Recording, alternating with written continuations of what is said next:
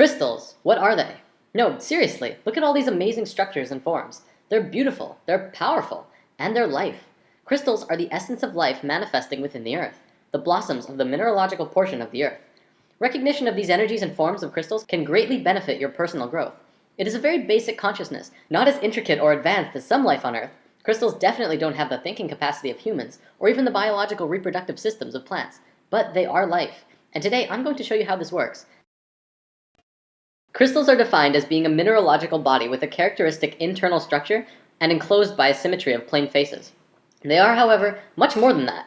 We've discussed before that everything in the universe is a vibration, existing through many different frequencies at once. Our physical bodies are on this physical plane, but the sounds that we hear vibrate to a different frequency, as with smells and even thoughts. Crystals also vibrate to many frequencies at once. Health is the natural state of any form in the universe. Considering the vibrational existence of reality, health comes when the frequencies of anything are in balance and harmony with itself. When patterns of energy are disrupted, we experience a state which we know as disease, which is a body that's not at ease. The resistant, discordant energy patterning is responsible for every negative symptom we experience, everything from headache to cancer.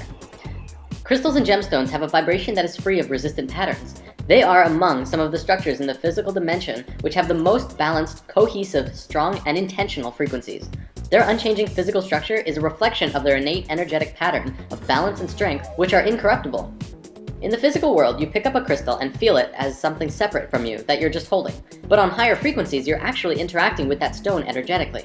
This interaction then causes changes to your structure and psychology through your own energetic systems. It begins a process of rebalancing the energetic structure of your body, and in a sense, can help you heal. Now, consciousness is of course the determining factor of if you are going to be accepting of these new frequencies coming into your being through crystals. I'm not going to say crystals will heal you, because if you fight them and are non-receptive to these frequencies, you will continue to create the disharmony within yourself. Ultimately though, crystals can be used to retune your whole being back to a state of harmony and flow. Crystals have been used and revered since the dawning of civilization. In fact, the Christian Bible refers to crystals over 200 times. Precious stones were used in the foundation of New Jerusalem. They were also used in the breastplates of Aaron, the Hebrew high priest. Crystals have been discovered in the ruins of Babylonia and in ancient tombs of Egyptian and Chinese rulers. 5 platonic solids?